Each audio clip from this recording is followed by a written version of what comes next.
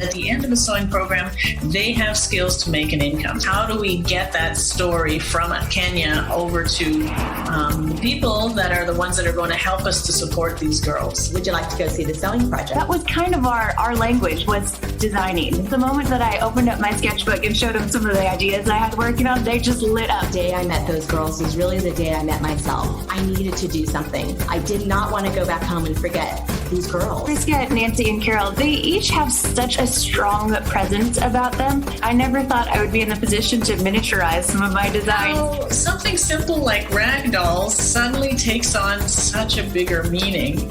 It completely changes their status. The girl is going places. She's got her mind made up. She knows what she's doing, and no one's getting in her way.